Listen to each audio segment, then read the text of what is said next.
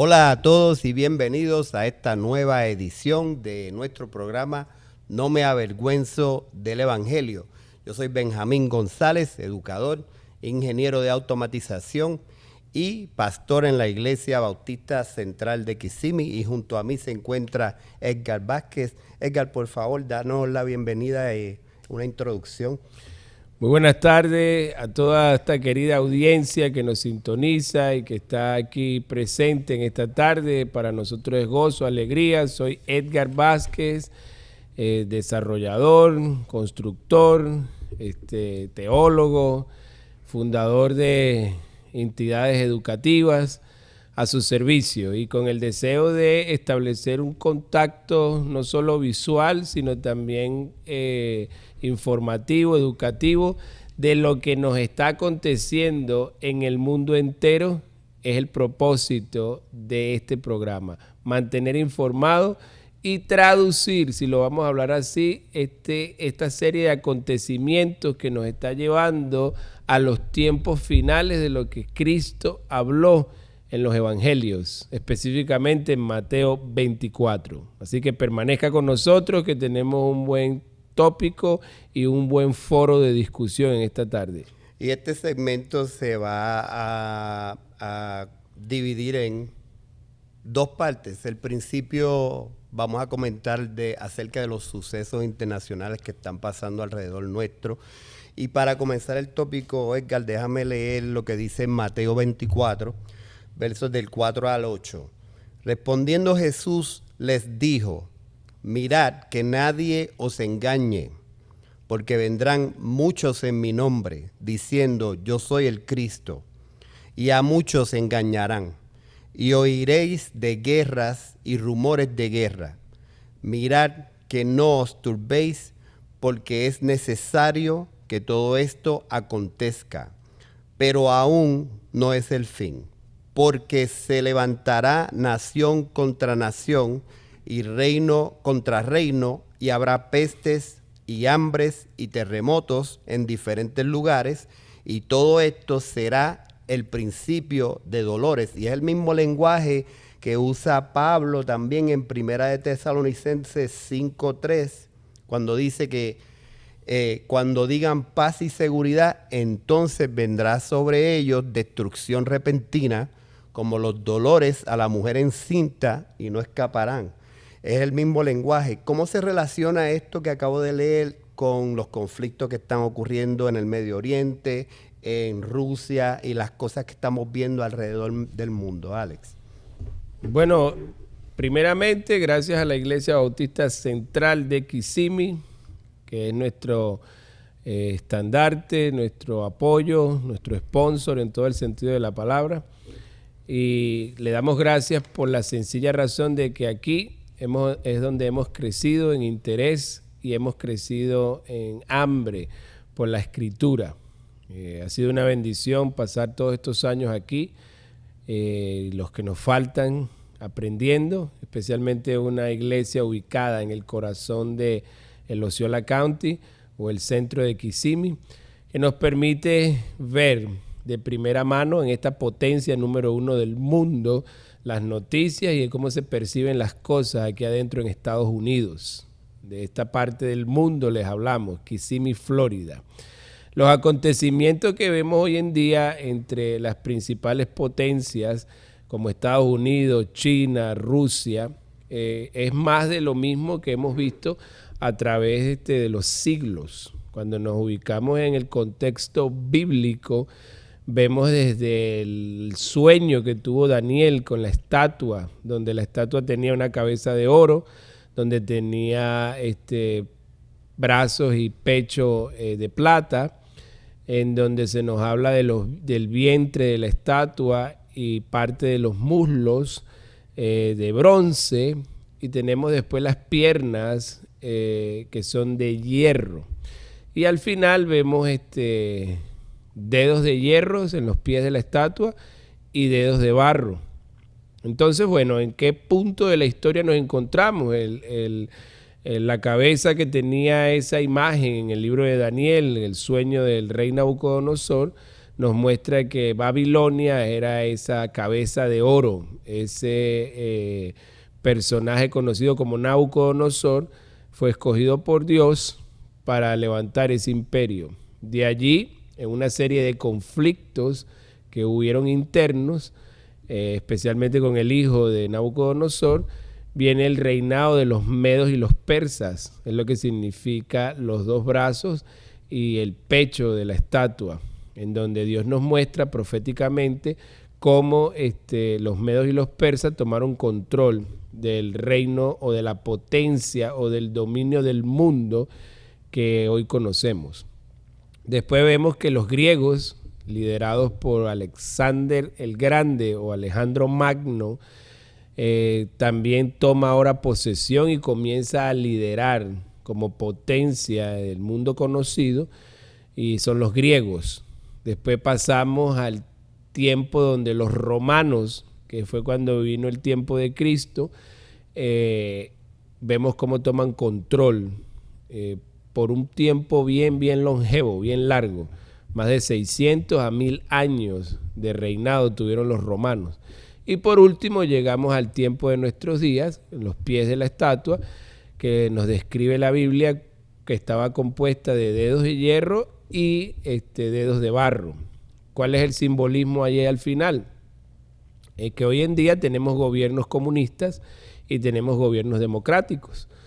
En esta ocasión podemos hablar sin ningún problema de todas las naciones que promueven la democracia y las naciones que promueven el comunismo, como Rusia, como China, como Norcorea, como países en nuestro hemisferio en Centroamérica, en Sudamérica, como Cuba, como Venezuela, como Nicaragua. Del lado de aquí del hemisferio tenemos a Estados Unidos como un país democrático, tenemos a México, tenemos a Canadá, y aunque hay liderazgos de izquierda y de derecha, obviamente estos países son definidos más como democracias. Entonces, bueno, la conexión en Mateo 24, bien lo leías, nos da un cuadro de lo que es la intensificación a través de los tiempos de las guerras. Si hacemos mención de la estatua que muestra al rey Nabucodonosor la composición de las edades y de los imperios, vemos que había un solo imperio de oro, una cabeza de oro. En los pectorales o los brazos tenemos dos imperios juntos que hicieron alianza, los medos y los persas, hoy conocido como Irán, son los persas, y tenemos entonces en el vientre los griegos, hablando de la parte de bronce de esa estatua. Y tenemos al final las dos piernas de hierro que coinciden con la estatua porque fue un imperio que gobernó por 600 años, mínimo seguido a 1000 años, tomando en cuenta en que hubo una liberación de los países que fueron conquistados progresiva, o sea, el imperio se fue deteriorando. Y sin lugar a dudas nos encontramos en un punto en la historia en que los pies son de mucha relevancia porque son cortos, no son muy longevos o muy largos, y son gobiernos que suben de derecha y gobiernos que suben de izquierda, que van y vienen y que inclinan la balanza hacia un lado o a otro. Y así como el barro y el hierro no se mezclan, así son esas dos ideologías, no mezclan en lo absoluto. Y esa es la convulsión que vemos hoy en día, especialmente cuando tenemos potencias como China, como Rusia y Estados Unidos, que no mezclan en ideología, pero tienen que aprender a subsistir y siempre hay una disputa de territorio por el dominio de los continentes y por no dejar que uno conquiste al otro. Así que Jesús magistralmente describe el oiréis de guerras y rumores de guerra, y Pablo le da continuidad a las palabras de Jesús mencionando los conflictos que vemos hoy en día, a lo cual tú hiciste mención. Como introducción al programa de hoy o al tema de hoy, donde se habla mucho de la guerra de Rusia, de Ucrania, de China tratando de recuperar territorio hacia el lado de Japón, Estados Unidos estableciendo por encima de todo su poderío militar, político, económico, con sanciones, con multas, con tarifas. Es lo que se conoce como la guerra económica. También vimos a Estados Unidos intervenir de una manera dramática en la guerra de los 12 días con Irán y con Israel, que fue atacado hace 2 años. Si no me equivoco, en octubre 7 del año 2023, el grupo conocido como Hamas, que es un partido político pero también terrorista que ejerce dominio sobre la Franja de Gaza, en un acto deliberado cruza y de noche mata a más de 1.200 personas y toma como 200 rehenes o más en su poder, y que han venido a ser el foco y el conflicto.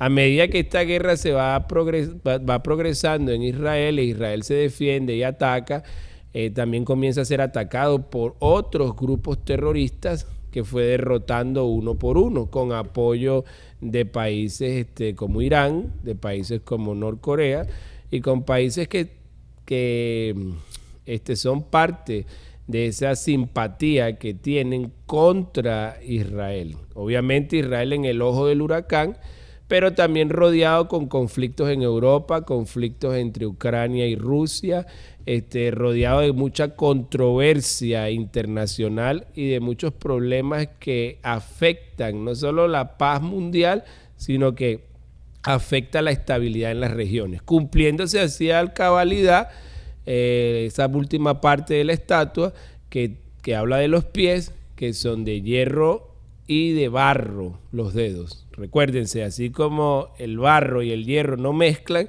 así son las ideologías comunistas y democráticas. Las tensiones en el Medio Oriente definitivamente están inflamadas, aunque hemos visto un cese al fuego, un inicio de paz en estos días, pero está bien tenso el ambiente, no tan solo en Israel, en varias partes del mundo. Edgar, llévanos, una de las cosas que yo cuando converso con la gente sobre este tópico, la mayoría de las dudas está en qué son las cosas que debemos estar viendo en lo que nos rodea, en el mundo exterior. Llévanos paso a paso cómo es que vamos a entrar en el conflicto final. Bueno, Jesucristo es la guía nuestra y podemos volver a leer el capítulo 24 como referencia o como tema central. Tenemos Mateo capítulo 24. Los discípulos, al igual que usted y yo, tenían interrogantes, tenían preguntas, y Jesús no solamente satisfizo la curiosidad o el deseo de ellos de saber cómo serían las cosas, sino que dio detalles impresionantes, matemáticos, no solo de la situación futura, sino de la situación presente. No nos olvidemos que cuando Jesús camina en esta tierra, los romanos, el imperio romano está gobernando lo que se conoce como el mundo conocido, y allí Jesús, enfrente del templo, hace esta declaración que es de suma importancia y que le insto a usted como audiencia a buscar en su Biblia ese capítulo en específico llamado Mateo 24, respondiendo a la pregunta que Benjamín acaba de hacer, el deseo de que los guiemos paso a paso de cómo navegamos a través de todos estos conflictos internacionales y nacionales también, porque aquí en Estados Unidos hay una división tremenda, una convulsión tremenda en la política, y obviamente hay mucha violencia engendrada a raíz de esos conflictos que tenemos con las mentalidades. Entonces, Mateo capítulo 24 le habla a los discípulos ya casi antes de ser crucificado y les dice: cuando Jesús salió del templo y se iba, se acercaron sus discípulos para mostrarle los edificios del templo. Respondiendo él les dijo: ¿veis todo esto?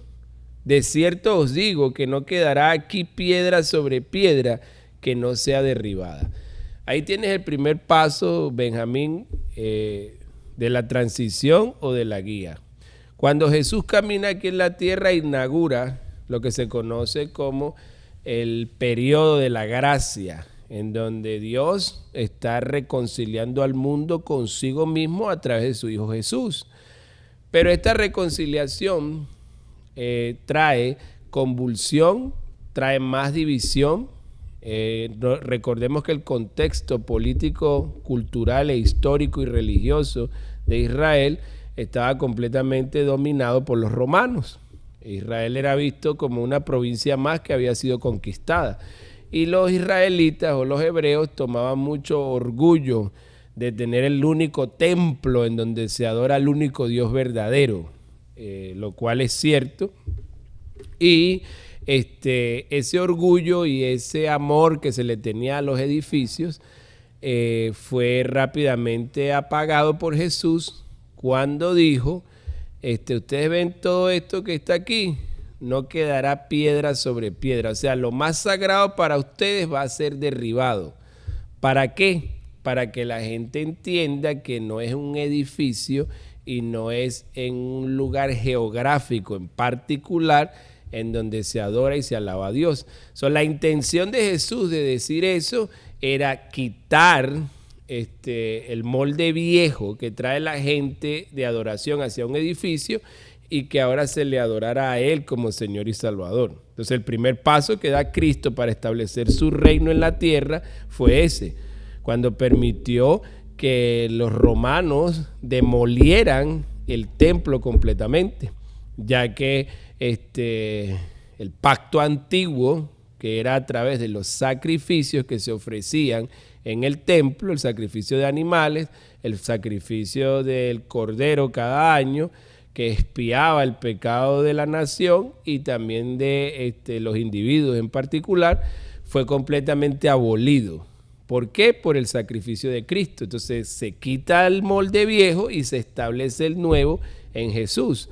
Ahora, dato interesante es que Jesús dijo, arrepentidos y convertidos porque el reino de los cielos se ha acercado. Entonces Jesús mismo en ese momento da el primer movimiento. También dijo a los fariseos, derriben este templo y en 3 días lo voy a edificar. Hablando de él mismo, el templo soy yo. Ellos pensaron que estaba hablando del edificio como tal. Y al él morir en la cruz o ser derribado como los romanos y israelitas hicieron con él al crucificarlo, cumplieron lo que él mismo había dicho. Derriben este templo y en 3 días lo levanto. Ahí hablamos de la resurrección. Ahí se inaugura el periodo de la gracia para la humanidad, sin límite étnico. La salvación es para toda nación que se rinda a él. ¿Qué pasa? Al él resucitar y dejar establecidos los principios del reino, Mateo 5, 6 y 7 nos muestra la constitución del reino de los cielos, las normas de conducta, la forma en que debemos conducirnos. Y si tú lees esos capítulos 5, 6 y 7, no tiene nada que ver con ritualismo. Tiene que ver con la ley personificada en él, cumplida en él, y que modela y nos da la fuerza en el espíritu de él para poder vivir como él vivió. Es lo importante en resaltar. Haciendo un poquito más y yéndonos un poquito más hacia adelante, Jesús les predice a ellos que el templo iba a ser destruido. ¿Qué pasa cuando Jesús muere? Resucita, se le aparece a más de 500 discípulos, da la gran comisión, comienza otra etapa de la historia.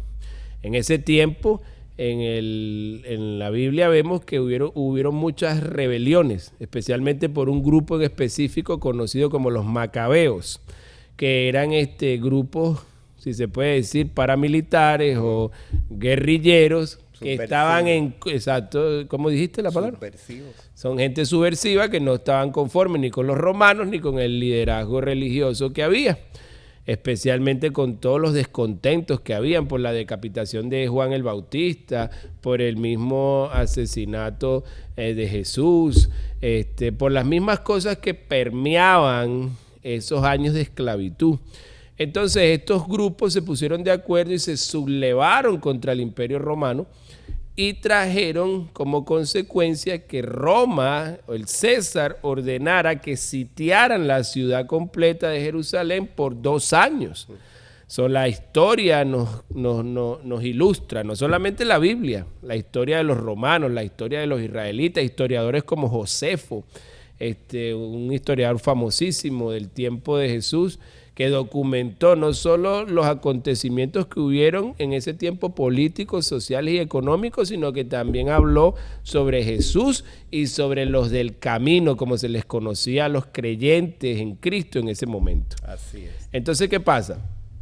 Cuando ese sitio llega, el pueblo de Israel resiste un poco de tiempo, pero al estar rodeados y no poder salir o entrar, se cortaron los suministros de comida, el comercio, y de esa forma deterioraron y secaron la capacidad de defensa de Israel. Era costumbre de estas potencias sitiar a los lugares que querían conquistar, y después que los mataban de inanición o de hambre, entonces los invadían.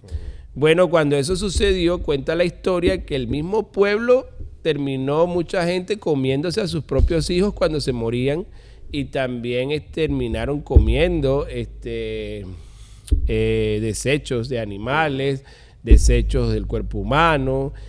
Fue algo que verdaderamente cumplió a cabalidad lo que Cristo dijo con respecto a la derribación de ese gobierno que había en ese momento.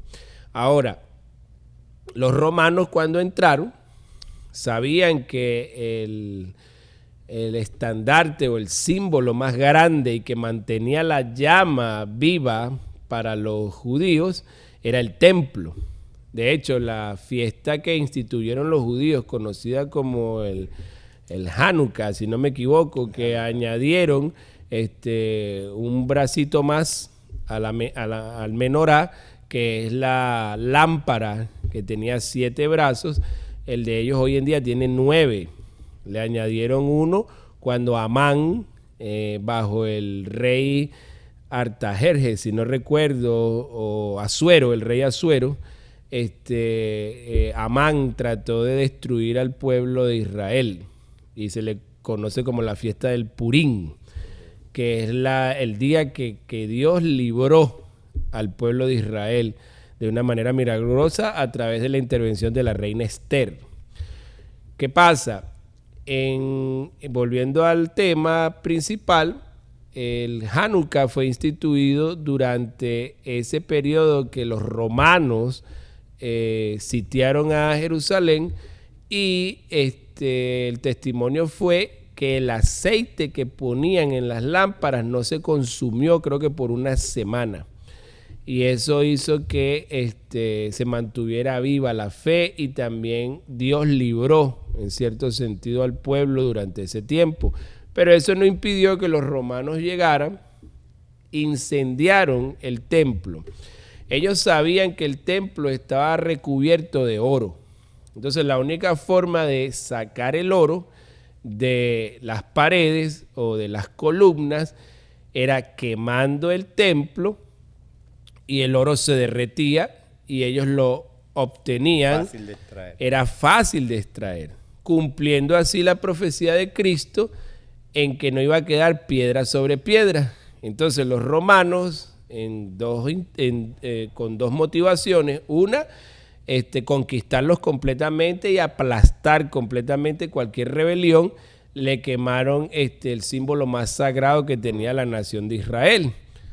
Y segundo, la ambición de obtener el oro, que era común en las conquistas, quitarles el oro, quitarles las joyas, quitarles lo más valioso que tiene el pueblo para llenar las arcas del César o de cualquier líder o de cualquier regente que hubiera en ese momento, que le gustaba añadir tesoros a sus tesoros de las conquistas de los pueblos. Entonces aquí, sin lugar a duda, vemos que Jesús predice de una manera magistral, y esto sucede en el año 70 después de Cristo. Correcto. Cumpliéndose así exactamente lo que Cristo había dicho a sus discípulos. De allí pasamos al futuro, que es la pregunta que pusiste paso a paso. Ahora venimos al futuro, que es lo que empezó a suceder después de ese acontecimiento 70 después de Cristo. El verso 3 dice, y estando él sentado en el monte de los olivos, los discípulos se le acercaron aparte diciendo, dinos, ¿cuándo serán estas cosas? ¿Y qué señal habrá de tu venida y del fin del siglo? Entonces, ¿qué es lo que la audiencia y a mí siempre nos intriga y nos mantiene atrapados? Es la incertidumbre de cómo va a ser el fin. Tú le preguntas a la gente si sabe lo que es el apocalipsis y no tienen idea de lo que es el apocalipsis. Las únicas ideas que tienen son lo que ven en películas, son los maremotos que muestran en las películas o los desastres naturales que vemos en las noticias. Básicamente la humanidad está como ya familiarizada con todos estos conflictos y la misma curiosidad que tenían los discípulos la tenemos tú y yo hoy en día. Fíjate tú que Jesús les responde diciéndoles, mirad que nadie os engañe. Cuando nosotros leemos o vemos las noticias hoy en día, es como si estuviéramos leyendo la Biblia. Número uno, nos exhorta a que nadie nos engañe. Cuidado con el engaño. Para eso nos dejó la Biblia, para eso nos dejó la profecía bíblica, para eso nos dejó claro el mapa por el cual debe pasar la humanidad antes de su regreso, antes del establecimiento de su reino, y también nos alertó de las cosas que vienen futuras para que cuando estén aconteciendo no entremos en pánico, sino que más bien nos afiancemos en la comisión que nos ha dado. La primera señal que dice es, porque vendrán muchos en mi nombre diciendo, yo soy el Cristo, y a muchos engañarán. Ahí tienes el montón de falsos profetas que han salido proclamándose el Mesías, proclamándose el Cristo o proclamándose el ungido. Cada religión espera un Mesías. Cada religión espera un hombre que se levante dentro de la nación y que los ponga en primer lugar y que conquisten.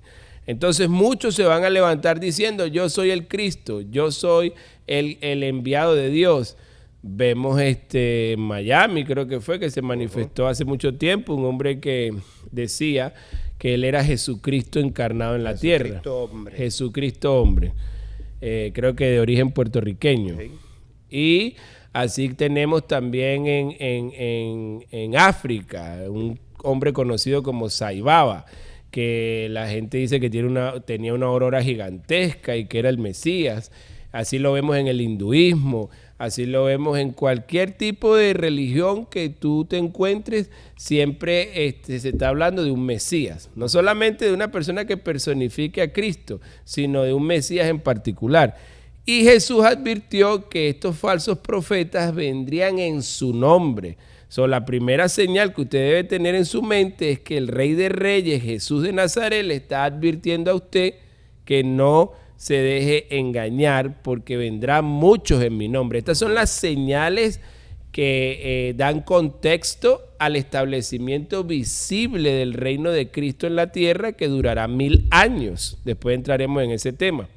¿Tienes alguna pregunta por allí? ¿Algún comentario que quieras hacer? Simplemente enfatizar en varias cosas que dijiste bien interesantes. Acabas de hablar de los falsos cristos. Literalmente la televisión cristiana está cundido de falsos cristos. Danos una guía de qué es lo que debemos discernir al tratar de ver estas personas e identificarlos como un falso Cristo. Lo que acabamos de hablar, personas que fingen milagros, como Benny Hinn, como Copeland, como hombres que promocionan la psicología, la teología de la prosperidad y también el legalismo o el fenómeno que vemos en México con la famosa iglesia La Luz del Mundo, que sus fundadores promovieron siempre que ellos eran representantes, apóstoles de Jesucristo aquí en la tierra. Vemos en sinfín de personas que usan el nombre o la pantalla de Jesús para hacer dinero, para aprovecharse de la gente, de la fe, ofreciéndoles una vía a la salvación que tiene que ver con comprarla con dinero. La principal característica de estos individuos, el libro de Timoteo, Pablo nos habla de la manifestación de todas estas personas cuyo propósito es enriquecerse, cuyo propósito es sacar provecho de la grey o del rebaño de Cristo. Entonces, bueno, la gente sabe quiénes son, pero lamentablemente en su desespero caen en el lazo, en la tentación, y terminan ellos mismos entonces haciéndose partícipe. Fíjate tú que en la parte primera de Timoteo, capítulo 4, nos está hablando de la apostasía y de los hombres que son amadores de sí mismos. Dice la palabra de Dios en primera de Timoteo 4, dice, pero el Espíritu dice claramente que en los postreros tiempos, los postreros tiempos son los tiempos finales, algunos se apartarán de la fe, escuchando a espíritus engañadores y a doctrinas o enseñanzas de demonios, por la hipocresía de mentirosos que, teniendo la conciencia cauterizada o completamente muerta, prohibirán casarse y mandarán a abstenerse de alimentos que Dios creó para que con acción de gracia se participase.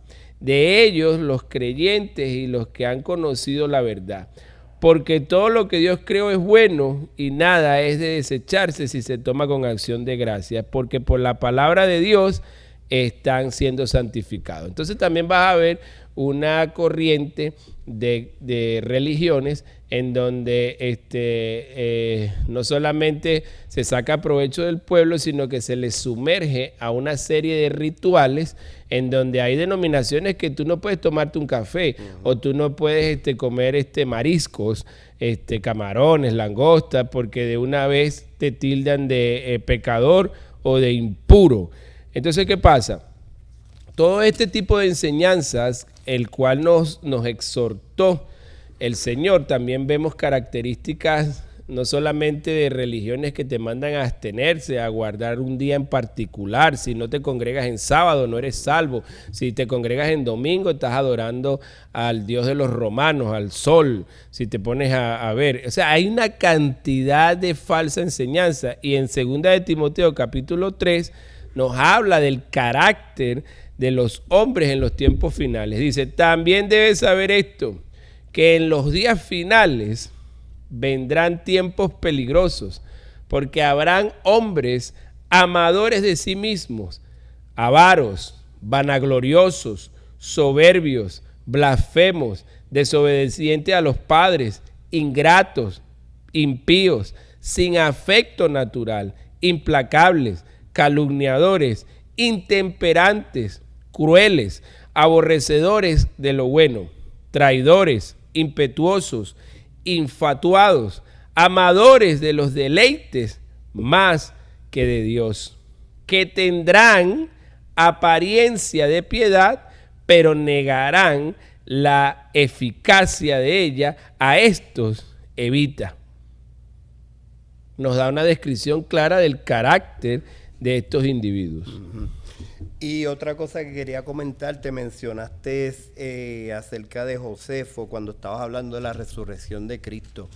Una de las objeciones que tiene la gente cuando uno como conocedor del tema trata de probar a los otros, a los demás, que Cristo sí resucitó con los evangelios, el argumento es, pero estás tratando de probar Biblia con Biblia.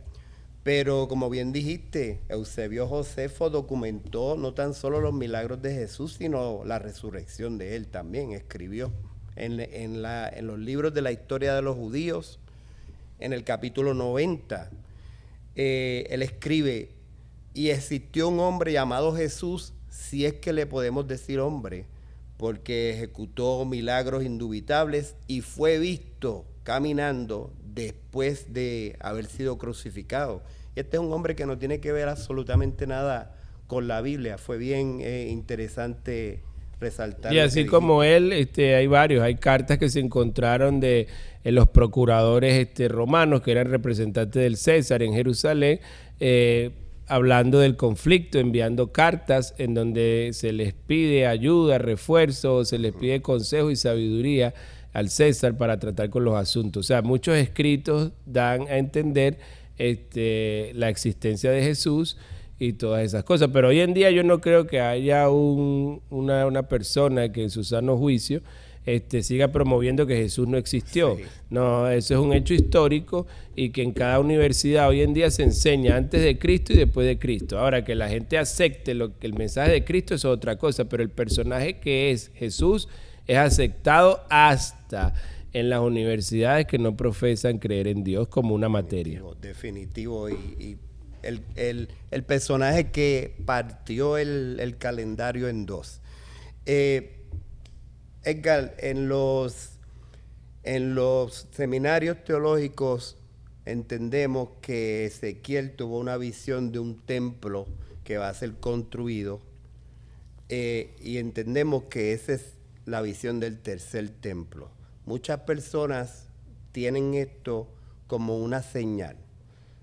Háblanos acerca de eso y cómo podemos entrelazar esto en lo que está ocurriendo hoy día. Bueno, manteniéndonos en el contexto de Mateo 24, una de las señales que, haciendo énfasis en lo que tú acabas de traer, pero Mateo 24 nos mantiene en orden en las señales, y aunque la construcción del tercer templo en Israel es parte de la profecía bíblica para darle paso a la venida de Jesús, también suceden estas cositas. Verso número 6 dice: y oiréis de guerras y rumores de guerras, mirad que no os turbéis, porque es necesario que todo esto acontezca, pero aún no es el fin.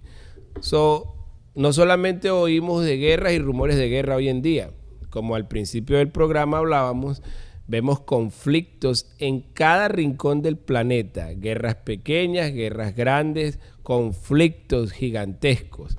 Y obviamente cada nación sufre. Por ejemplo, la guerra entre Israel y Hamás, y los grupos aliados de Hamás y las naciones aliadas de Hamás, ha cobrado en Gaza 67,000 muertos. La guerra entre Rusia y Ucrania, se estima que más de 7,000 vidas se pierden prácticamente a cada semana o cada 2 semanas. Aparte de eso, las guerras y los conflictos internos aislados entre grupos paramilitares en África, en la misma Europa, los atentados que ocurren en Londres. A eso le sumamos los conflictos que vemos provocados por el narcotráfico y por toda la descomposición social, cultural, económica que vemos en cada país.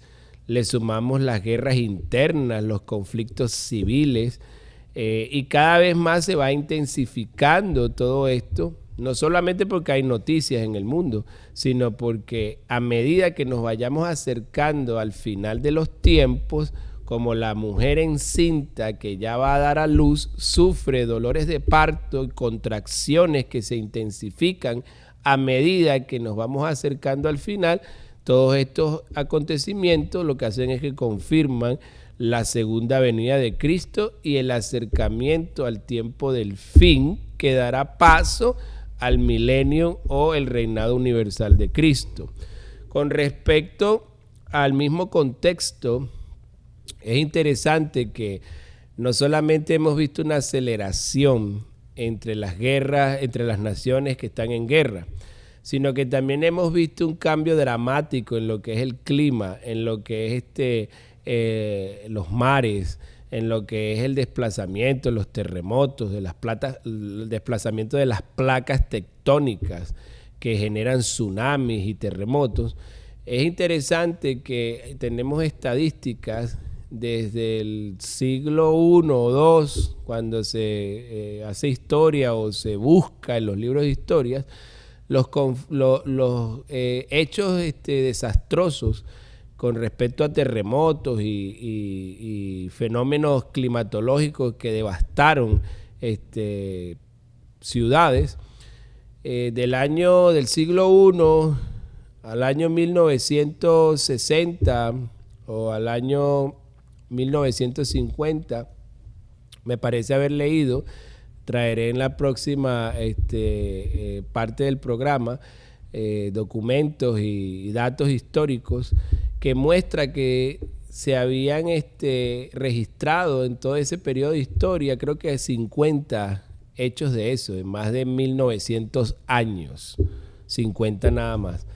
Pero del año 60 al año 90 o al presente, la cantidad de terremotos, huracanes, guerras y todos los conflictos se han intensificado en un 300%, o sea, algo que va por encima de lo que ha sucedido en 1900 años. Y aunque han habido guerras brutales a través de los siglos, nunca como sucedió en la Primera y Segunda Guerra Mundial, más todos los conflictos bélicos alrededor del mundo que suman algo gigantesco. Sin lugar a duda, vivimos en un tiempo en donde Jesús nos habla de las guerras, de los rumores de guerra, pero nos advierte que todavía no es el fin. Así como la mujer con dolores de parto se intensifica, esto no va a mejorar, esto se va a ir intensificando más y más, y esos acuerdos de paz y esos tratados que usted ve hoy en día duran lo que dura prácticamente una administración o un gobierno. De allí, en medio de todas esas guerras y rumores de guerra, también Jesús nos hace mirar en el verso 7, porque se levantará nación contra nación y reino contra reino, y habrá pestes, habrá hambres, terremotos en diferentes lugares, y todo esto será principio de dolores. Todo lo que usted ve, toda esa cuestión del coronavirus, todos estos gérmenes que han salido y que se han mantenido y no se han ido, el hambre, la miseria, las pestes y todas esas cosas, sin lugar a dudas nos dan un cuadro apocalíptico y nos pone en contexto y en perspectiva.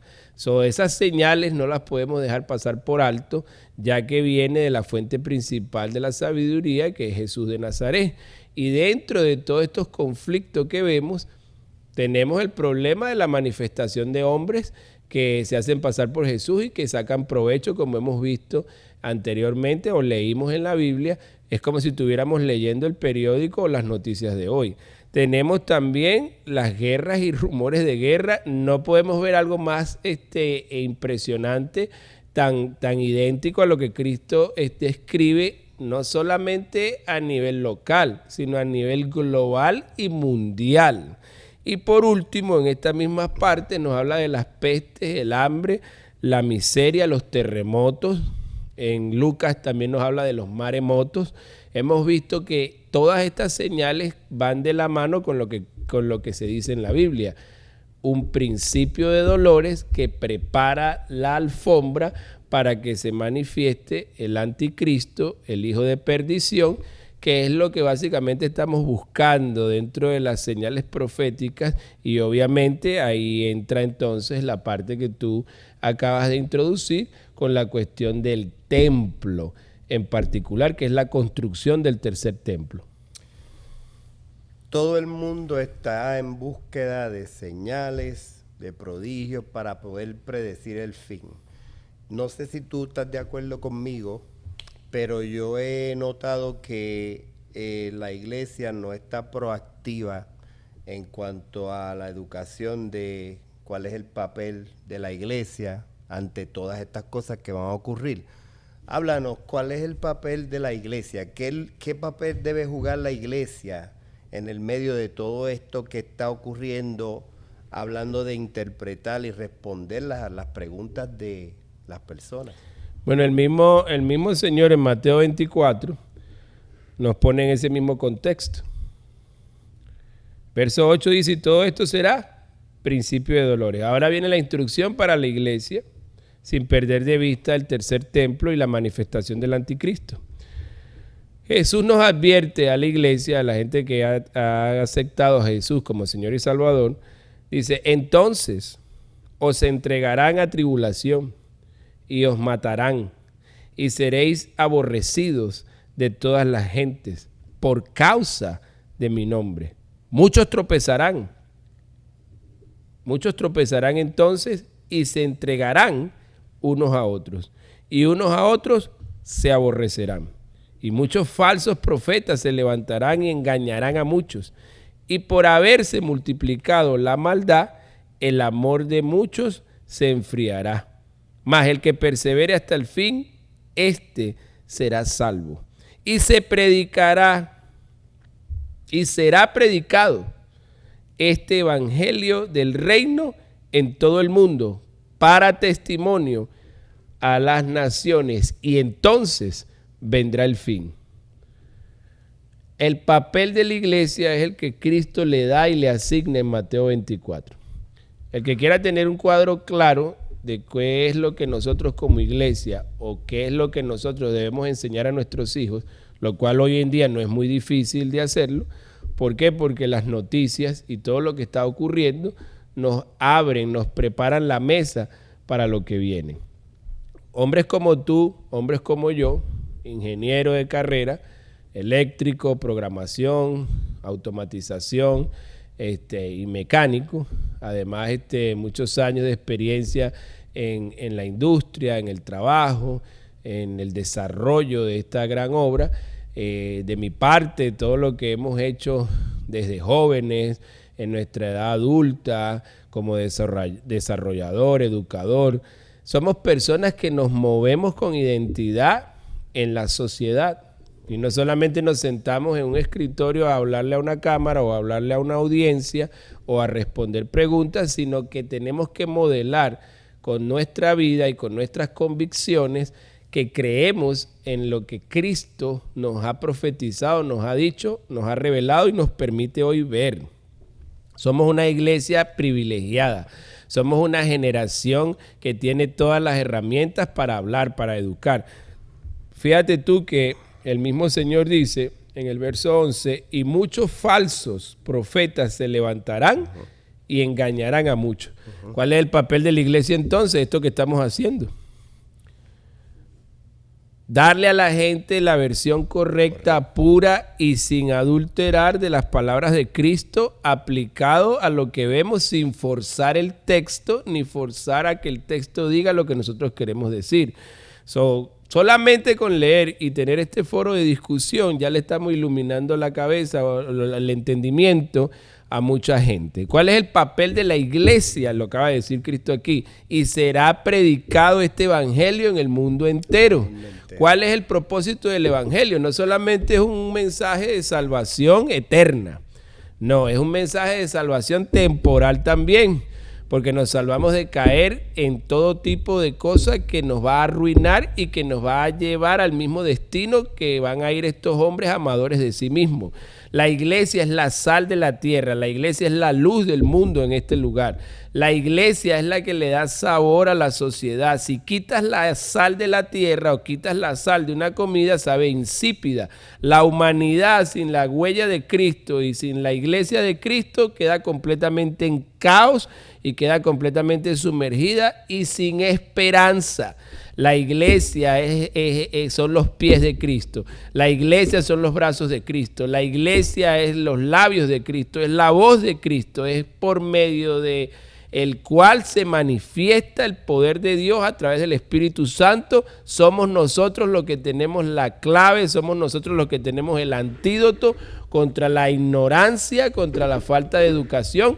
Y como digo, el evangelio no es nada más que tú te arrepientes y te salvas. No, el evangelio te da estructura familiar, gubernamental, económica, te da identidad, te permite saber quién eres tú en la tierra. No solamente eres un productor, no solamente eres un ingeniero, no solamente eres un teólogo, no, eres sal en esta tierra, eres quien le da sabor a todas las cosas. Entonces nosotros tenemos la capacidad de, a través del oficio que hacemos, poder impactar vidas, poder impactar familias, pero debemos nosotros vernos como Cristo se vio. Correcto. Completamente claro y convencido de lo que estaba hablando por la sencilla razón de que sabía lo que era lo correcto. Entonces, como iglesia estamos mandados a honrar el mandamiento, la gran comisión, y estamos mandados a honrar esta palabra que trae luz y vida a quienes son expuestos a ella. Ese es en la parte de la iglesia como tal.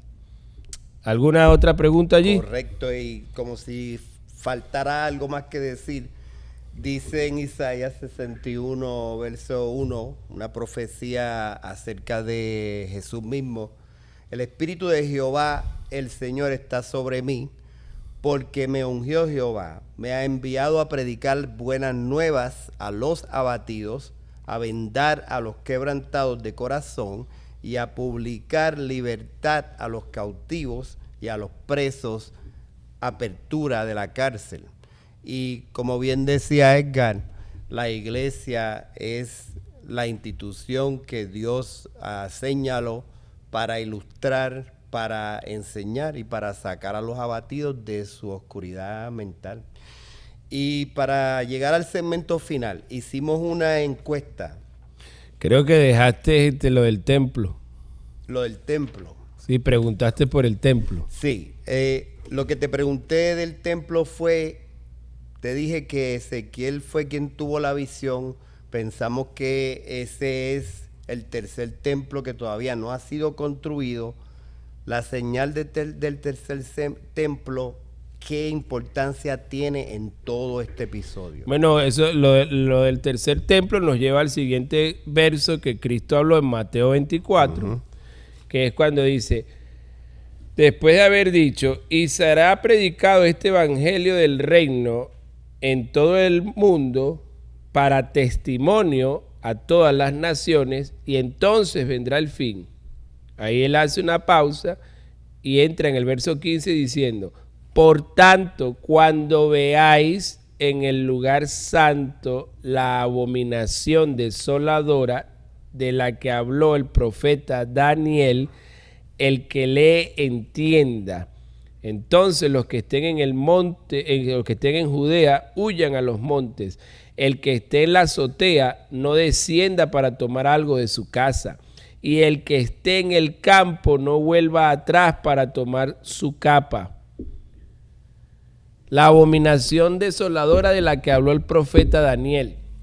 En el año 70 después de Cristo, parte de lo que hubo en la derribación del templo, que hablamos temprano en el programa, hubo la degollación o el sacrificio de un cerdo dentro de ese templo. Eso es una abominación. Para el contexto judío, todos los que saben, ellos se abstienen del cerdo porque creen que es y está señalado en la Biblia como un animal inmundo. ¿Ok? Y los romanos conocían muy bien cómo era la forma de humillarlos y romperles el orgullo o quebrarlos. Desacrando su templo. Eso era como decirles: Dios te abandonó. ¿Dónde está el Dios tuyo para que te libre? Esa fue la forma en que los romanos humillaron y conquistaron al pueblo de Israel. Y hubo un sacrificio de un cerdo dentro del templo. Eso es una abominación. ¿Qué pasa? Que hoy en día, para que exista una abominación como esa de nuevo, tiene que haber un tercer templo. Templo que ya está adelantado los planos, templo que ya está adelantado los recursos. Y una de las cosas que quiero aclarar es que mucha gente piensa que es necesario que se demuela o se tumbe o se derrumbe la mezquita de Omar, correcto, que está en el mismo corazón de Israel, que fue establecido por los musulmanes o por el Islam en Jerusalén cuando conquistaron Jerusalén. En esas famosas guerras entre los cruzados e Inglaterra y todos los países que iban a defender a Jerusalén del Islam. Creo que la estructura está sobre donde se supone que va a ser. Ellos construyeron la mezquita porque ellos son descendientes de Ismael, el primer hijo que tuvo Abraham, que no fue reconocido dentro de la promesa, porque fue concebido fuera del matrimonio de Abraham con una de las esclavas o una de las sirvientes. Dios mismo le dio a Ismael dominio, poder, y de él nacen las 12 naciones árabes que vemos hoy en día. ¿Qué pasa? Cuando ellos logran conquistar Jerusalén, proclaman Jerusalén como su herencia, y es donde construyen en el lugar del templo que fue derribado por los romanos, construyen la mezquita que vemos hoy en día. Entonces, y lo que le dejan a los judíos es el área, creo que del este del templo, en donde vemos el muro conocido como el muro de los lamentos, donde usted ve a los judíos con la cabeza orando y poniendo peticiones en el muro a Dios. Se piensa o se pensaba que era necesario derribar la mezquita, lo cual es impensable porque eso genera una guerra santa, y Jerusalén fue catalogada como capital de la humanidad en la religión. Por eso es que tú ves que se permite, hay libertad de culto allí, aunque los judíos son los propietarios, si lo vamos a decir, o los israelitas son los dueños de esa tierra.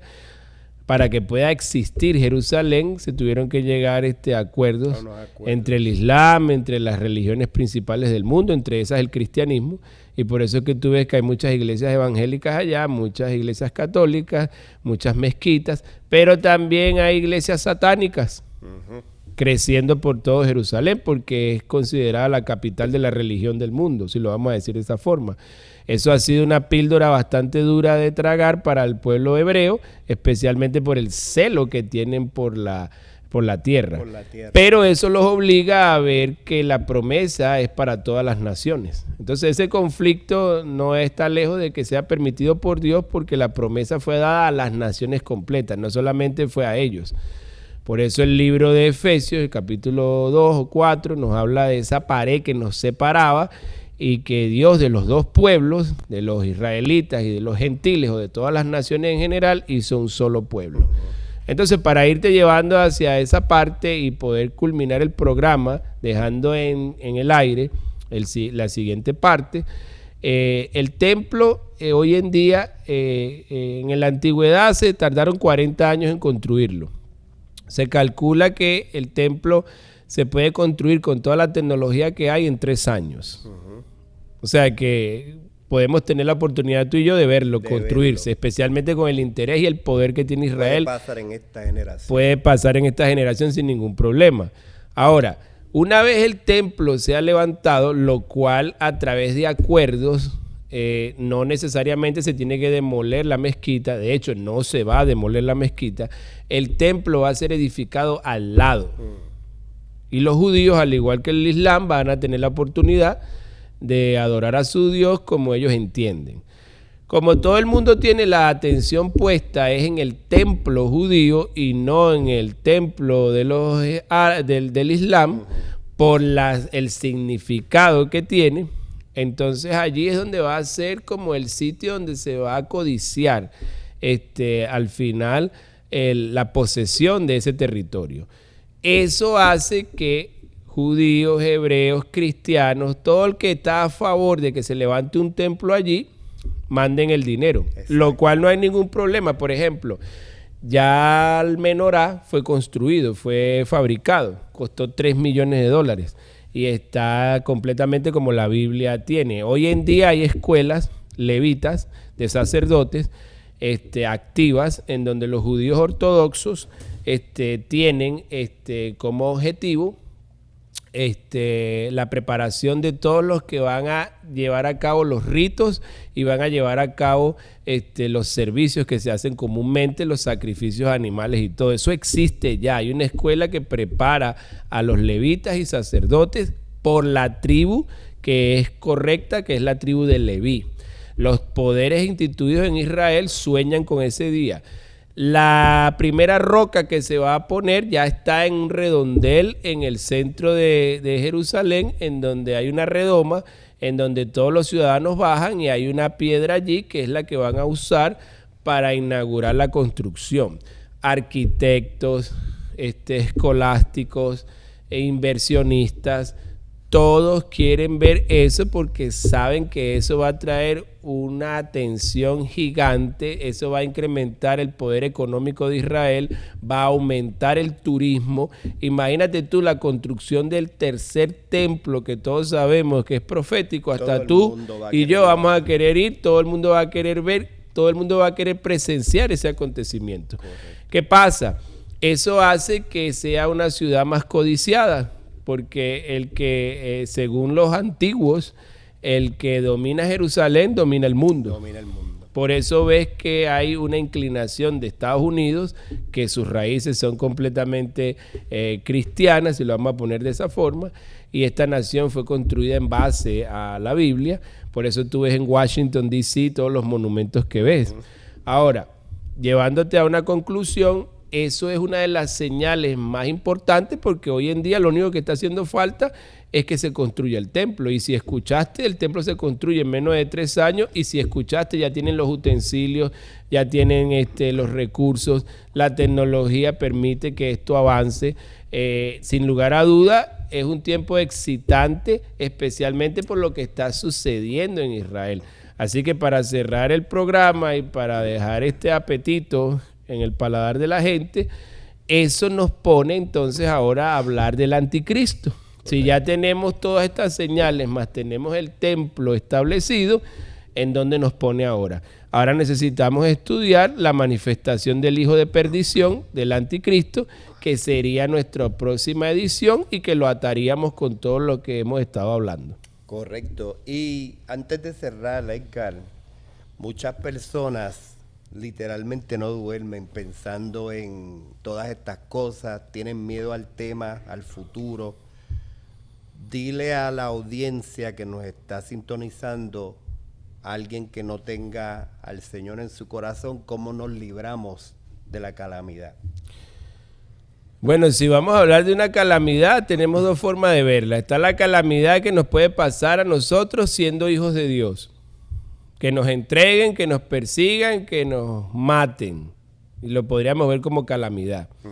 Aunque sería un triunfo para la iglesia el que fuéramos mártires. Pero eso lo concede Dios, no lo concede el hombre, o no lo concede el deseo de uno por querer ser un mártir de la fe.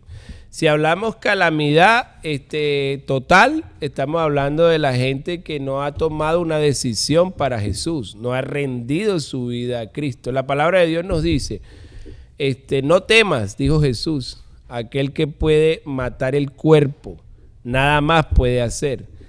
Teme a aquel que es poderoso para arrojar tu alma al infierno, haciendo referencia al mismo Dios que está castigando a la humanidad por su maldad, por los homicidios, por las mentiras, por los adulterios, por los falsos testimonios, por la falta de respeto que vemos hacia los padres, por la idolatría. Esa es la verdadera calamidad. Morir sin Jesús, sin su perdón, como lo hizo el ladrón en la cruz. Entonces mi llamado es, de esta muerte física no nos vamos a salvar, lo cual no es una calamidad, es simplemente transición para nuestra vida eterna. La calamidad viene cuando vivimos pecando libremente, haciendo el mal, aunque nos creamos buenos porque repartimos comida aquí, porque de repente no robamos a nadie, porque no hemos matado a nadie. Eso no es solamente los mandamientos. Si vamos a medirnos por los mandamientos, son 10. Y la codicia es 1. Correcto. Cuando codiciamos a otra mujer, cuando codiciamos los bienes de otro, cuando la envidia, el celo nos lleva a odiar o a repetir cosas que no sabemos son verdad. Son chismes, pero se convierten en falsos testimonios. Cuando juzgamos sin estar claros en cómo estamos juzgando. Esa es una calamidad, morir o vivir sin Jesús. Porque, vuelvo y te repito, de la muerte física no nos vamos a salvar, así, pero de la muerte espiritual o la muerte eterna, que es cuando tu alma, tu espíritu, tú, Benji, tú estás ocupando, Benjamín, un cuerpo, un cascarón, una casa. Cuando tú mueras, tu espíritu, que fue el que Dios metió allí, el verdadero Benjamín que está allá adentro, sale. Y ahora entonces vas a enfrentarte a la vida eterna o a la muerte eterna, a la armonía y convivencia con Dios por los siglos de los siglos, o a la separación total de Dios por los siglos de los siglos. Fue Jesús mismo el que habló del infierno más que todo el mundo.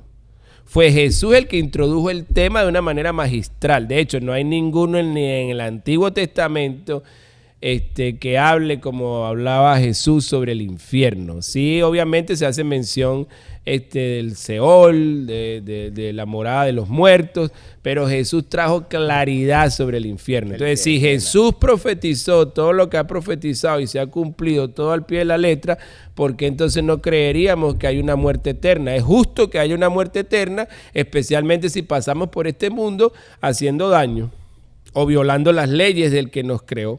Correcto. Entonces la clave está en arrepentirnos y entregarnos al Señor. No estoy hablando de que vengas a una denominación, ni que te afilies a una denominación.